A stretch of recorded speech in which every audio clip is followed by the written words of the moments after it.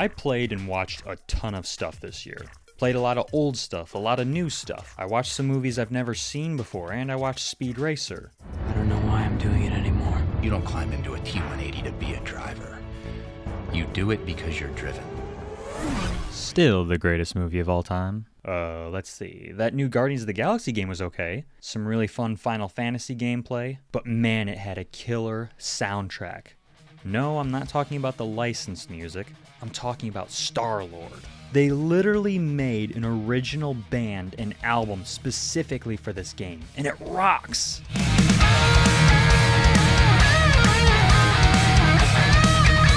Its album is amazing. I really recommend that you go check it out. It's incredible. Got into Bollywood movies this year. I've got a ton of new recommendations just from that genre alone. Their stories are absolutely incredible.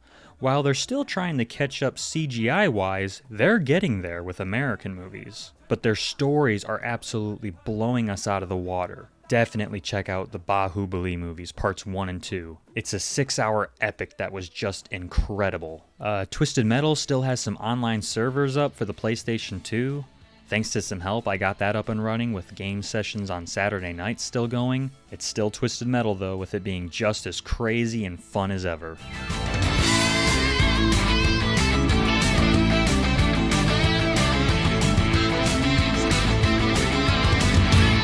But out of all the stuff this year, let's get into the big boys. Splatoon 3 really snuck up on me this year. I never got into Splatoon 2, being a massive Splatoon 1 fan. I thought that there just wasn't enough changes to justify the purchase. Splatoon 3 is a different story. There's one change that makes the biggest difference in the world.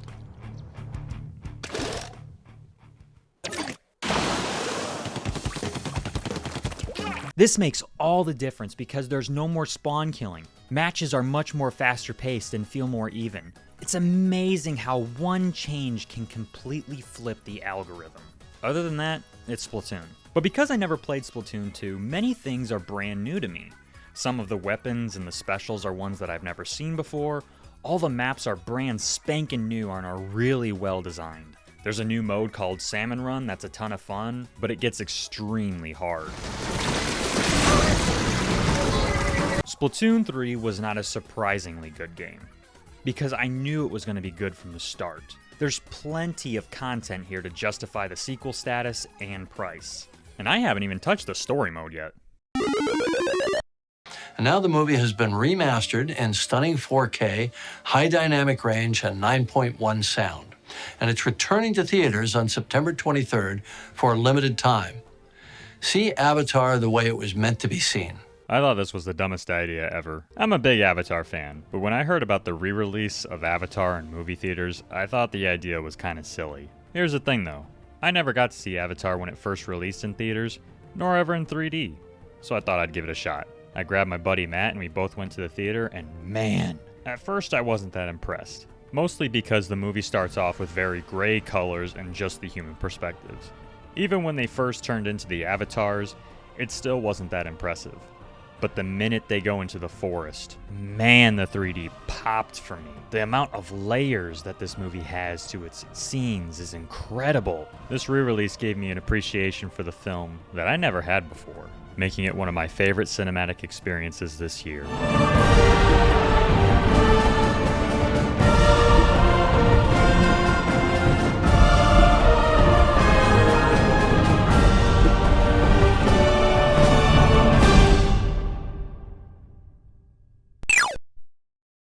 Deep Rock Galactic was one of the most underrated titles of 2022. You're in these massive, sprawling underground caverns as hordes of bugs come after you. The game is best played with friends and people that you know. Communication is key to everything in this game. That's one thing that I suck at though, especially in this game because I constantly get lost. But it's a good thing to me. The way these randomly generated levels are generated doesn't feel random. Every single one feels like it was meticulously built, with some having these massive open areas to others needing to dig yourself out and find your own entrance and exit. The music is awesome, with it sometimes being this faint in the background.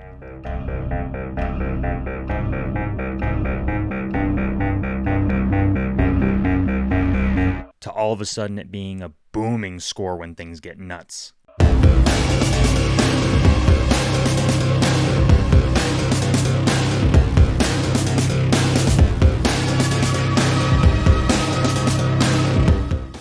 Customization and atmosphere is what stands out to me the most here. From the many beards and hats that you can give your dwarf, to the way you enter a level. Deep Rock Galactic was a game that I just had a blast playing every single time I'd boot it up, and I cannot wait to see how they evolve it even more. Okay, guess this is not the water dispenser. Technically Overwatch 1.1 without any massive changes. Overwatch 2 is my most played game this year. I did not expect to have as much fun as I did with this. Overwatch 2 only has a few minor tweaks to differentiate it from its predecessor, mainly its 5v5 format instead of 6v6. While some characters have been completely changed like Orisa and Bastion, and are a lot more fun to play, one massive problem that I had with Overwatch 1 was steamroll matches. Nobody likes to steamroll or to get steamrolled. In Overwatch 2, while it might just be me, I have yet to run into this problem. Every single match for me feels like it was genuinely earned when my team wins.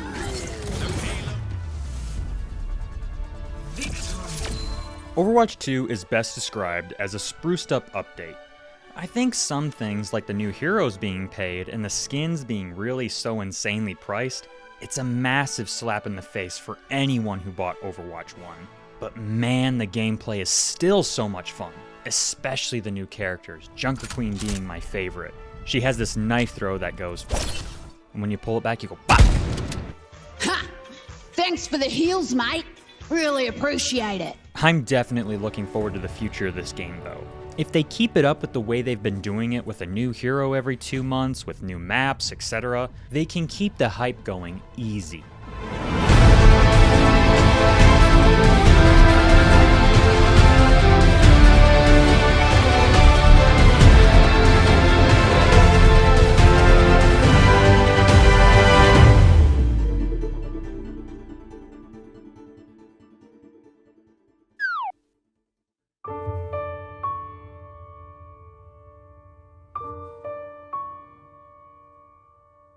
The way I look at games is totally different than movies. With games, the main concern for me is always about the gameplay, while stories and character are just the icing on the cake for that. But if a game doesn't have interactive gameplay for me, and it plays out more like a movie, then what's the point?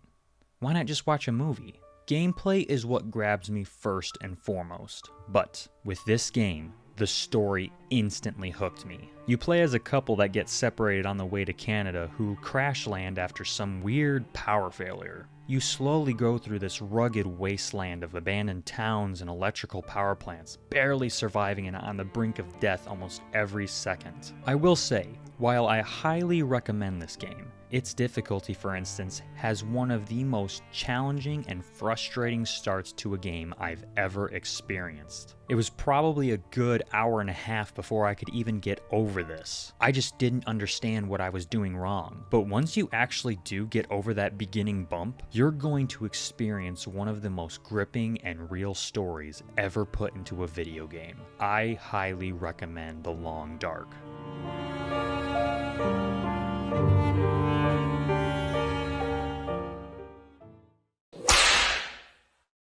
I played a lot of Zelda this year, and I finally played Skyward with its new HD remaster.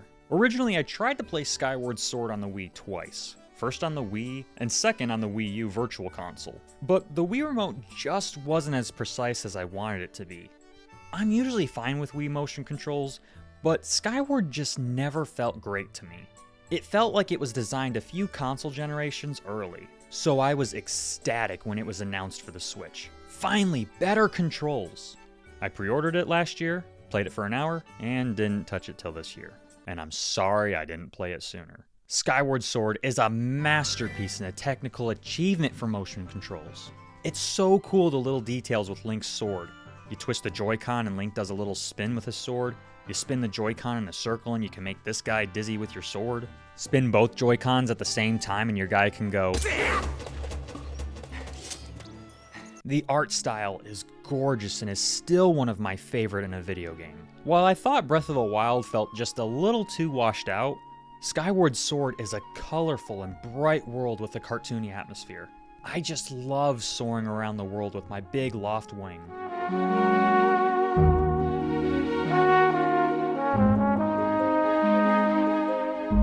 Skyward Sword HD is a great Zelda game with fun puzzles, characters, and worlds. What more could you want?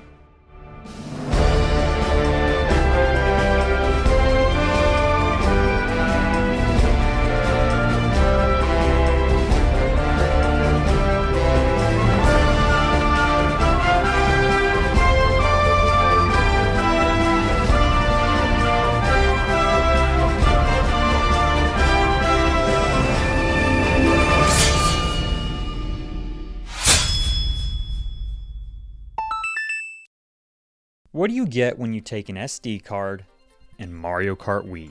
The best Mario Kart and a never-ending game. CTGP Revolutions is an incredible hack for Mario Kart Wii that gets better every single month.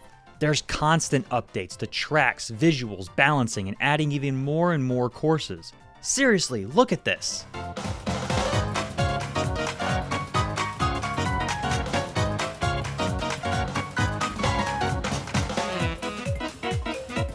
There's over 216 tracks, 2 hidden tracks on top of the 32 original. That's over 250 tracks here. Which is more advanced?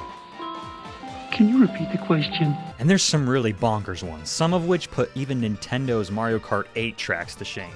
And it's still Mario Kart Wii. It supports online still through fan servers, there's friending, ways to easily customize the game to your liking. It's so easy to do this. All you need is a Wii or a Wii U, a working copy of the game, and an SD card. Bing bang boom. CTGP Revolutions is absolutely incredible and shows just how dedicated a group of people can be to a single game. And it's one that I'll continue to support way into the future.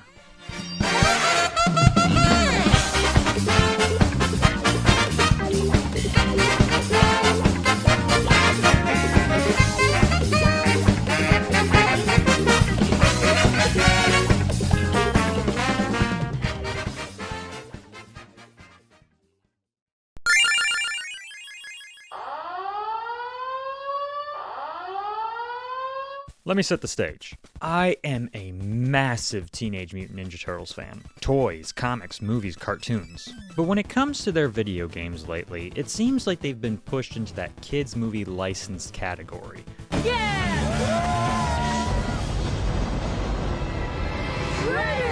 Come on, Steve. Mom wants us home for dinner. Their games just haven't been that great.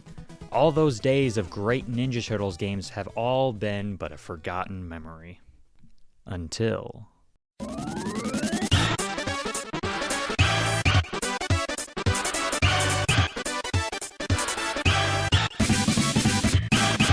This year, Shredder's Revenge blew me away with how well of a game it was. It feels like a lost sequel to Turtles in Time. It was extremely generous with its fan service, letting you play as all of your favorite good guys, but also that you can fight a ton of bosses ripped straight from Ninja Turtles lore. Obviously you got Krang, Bebop, Rocksteady, Shredder, Baxter, but also so many others ripped from games and movies past. It was so much fun to pick out all the little Easter eggs that you could find. The game is also very generous by letting you actually do 6-player couch co-op, and it's online. Obviously the gameplay is just another mindless beat-em-up, but I love simple beat-em-ups. They're easy pick-up and plays, and I ended up getting sucked in every time I go in for a level or two. And the soundtrack, oh, what incredible music.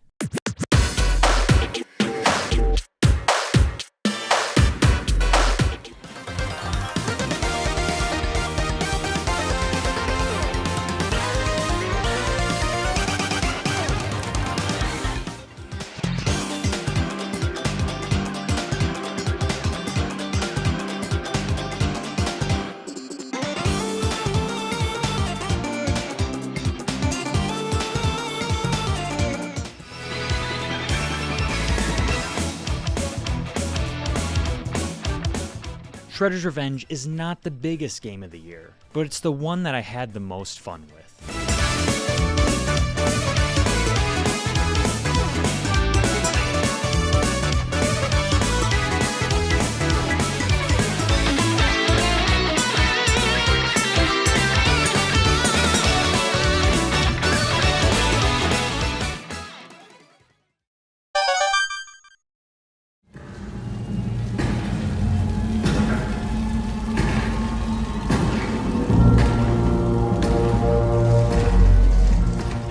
From the start, the Batman looked incredible. This is the movie I was the most excited for this year. Every one of its teasers and its trailers promised a dark and gritty Gotham at last. My favorite Batman has always been Michael Keaton. From his costume to Danny Elfman's music to his villains to Tim Burton's Gotham atmosphere. It's something that later movies I just felt lacked in some ways. The Batman finally takes it back to what feels like Gotham, not just some traditional city. It's an underbelly of a city that feels like around every corner is a thief or a criminal. It makes your skin want to crawl as we dive deeper and deeper into it. The first opening 10 minutes has one of the best starts to a movie, period. You're introduced to the Riddler without giving anything away about him. It's tense, scary, and nail-biting. And once that's over, you're slowly introduced to Batman without even seeing him. Michael Giacchio's music builds slowly throughout the scene, causing you to get more excited and nervous. Shadows and dark alleys are something to fear finally.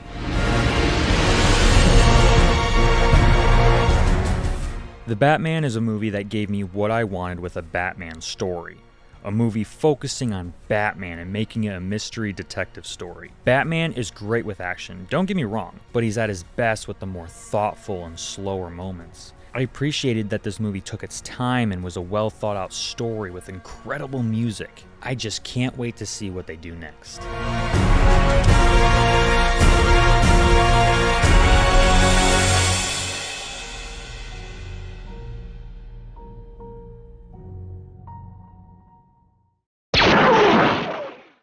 Star Wars in 2022 was kinda weird. I enjoyed all the content that was out, but one show stood tall over all the rest.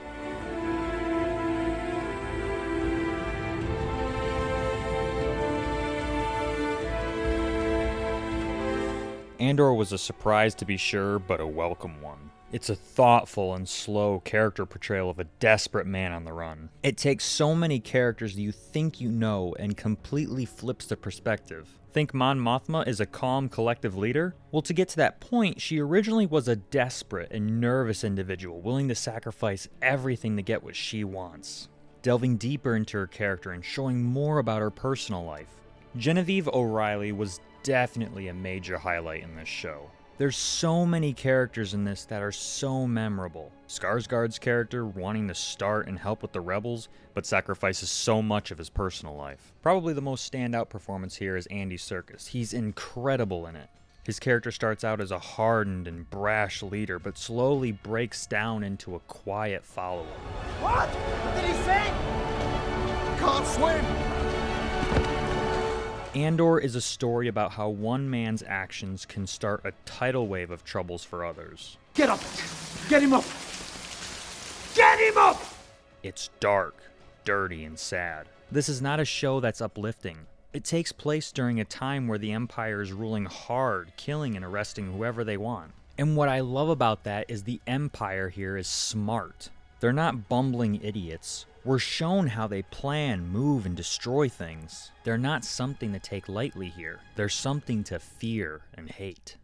Andor is not the Star Wars show I expected to get, but it definitely was the one that we needed.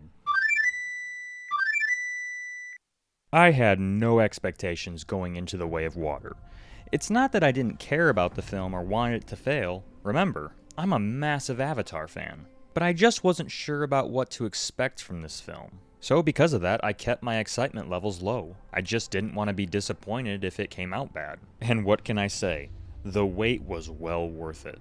The reason this movie took so long to make was because of the technology, and that's where this movie shines, along with its excellent characters. I think in the story department, it's as well as it could have been done. While some stuff is introduced to definitely be more added upon in future sequels, what is told here is fascinating, and it makes me look at the first movie in a different way now. Some things like how different Na'vi cultures are to even body types now. The way the water Na'vi are built compared to the forest Na'vi is completely different.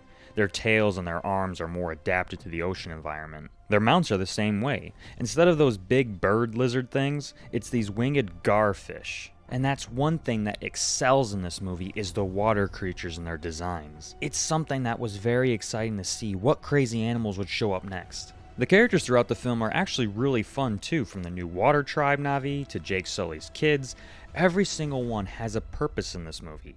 Their actions and their motivations forward the story. The story never pushes the characters. And that's one thing that I appreciate immensely.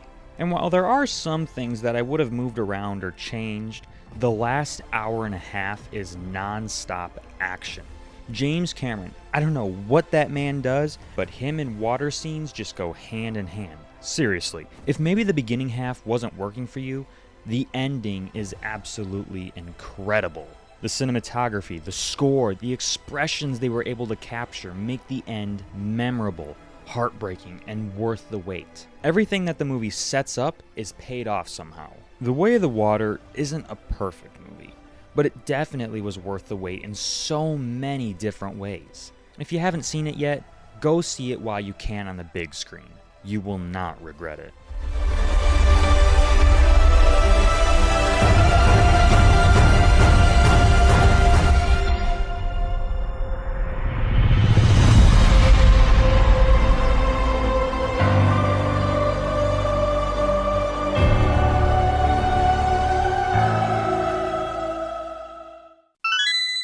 Speed Racer is my favorite movie of all time, period. But there's two movies that came out this year that came so close to dethroning it.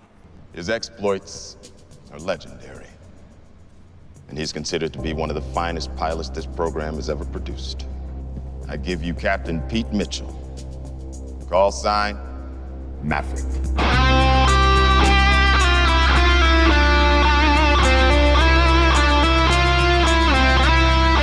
Top Gun Maverick was the biggest surprise of the year for me. It reminded me as to why I go to the movies and why I love them so much. I don't ever go to see movies in the theaters multiple times, but for this movie, I just could not get enough of it. I went 3 times. Everything in this movie is exactly what I wanted and more.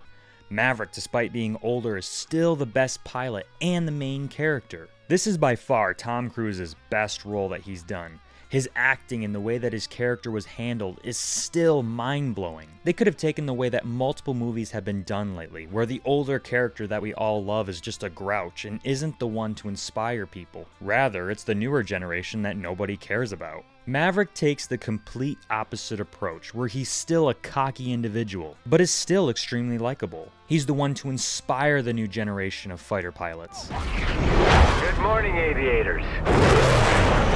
This is your captain speaking. The characters in this are just handled with a level of respect that I wish the Star Wars sequel trilogy was handled. Iceman is back. Despite not being in any action scenes, his role in the movie isn't a simple cameo. He was there as the explanation for Maverick's continuous role as an aviator. He was there to inspire and build Maverick back up when he was at his lowest. That's why I fought for you. The way that this movie is nostalgic is great. It feels nostalgic in a way that pulls on your heartstrings, but it's not in a way of, hey, I remember that. The movie feels like an homage to classic 80s action, but it doesn't feel like it was trying too hard to accomplish that. Everything in this just flows so naturally. The new characters are the same. The aviator students are likable, funny additions that don't take away from the experience. They're still side characters. They don't take away from Maverick's story or try to make them the main characters in the end. This is a story about Maverick.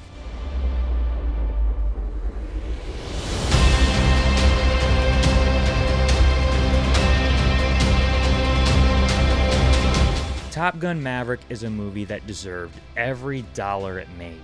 So much love was poured into its music, its action, its writing, its cinematography. This was a movie made to be experienced in a theater with the best sound that you can find. While Speed Racer is still my favorite movie, Maverick came so close. There hasn't been a movie in a long time that made me more excited every time I'd watch it.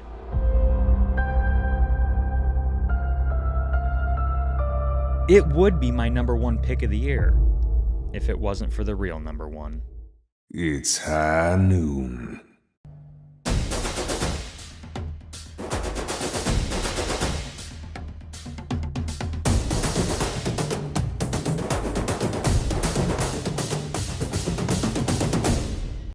Not salsa, not flamenco, my brother.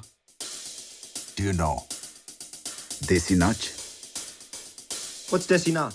He'll know it after watching this. RRR is my favorite piece of media to come out this year. There's no contest. The reason that this is at the top of my list and not Maverick is because this movie introduced a whole new genre of film to both me and my father, as well as introducing us to Indian music. Tollywood and Bollywood movies are absolutely worth everyone's time.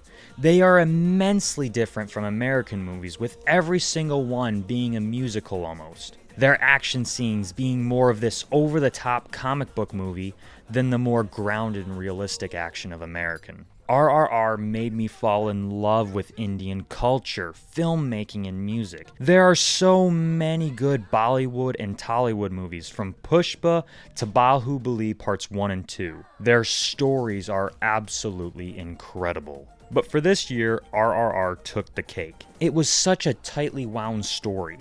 At one point, it seemed like the ending of the movie was starting to wrap up, but then you realize that you're only an hour and a half way through, and it just gets better and better. There are so many things like how character motivations are constantly forwarding the story. When a person doesn't quite make sense, their backstory is explained in such detail that it could have been its own movie entirely.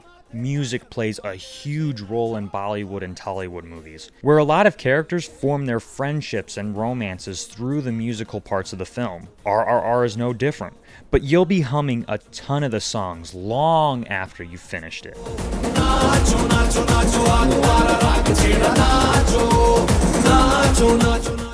RRR is a movie almost everyone, if given a chance, would love. The action is absolutely insane, with parts being ripped almost from a comic book or an anime. Things are set up and paid off so well that you're going to be constantly guessing what's going to be happening next. Like Maverick, RRR reminded me as to why I love movies and why I watch them. It introduced a whole new genre of film to me. I cannot wait to see how they handle Part 2, or what the next big foreign film is. If you have not watched RRR yet, you will not be disappointed. I can assure and promise you, you will love it.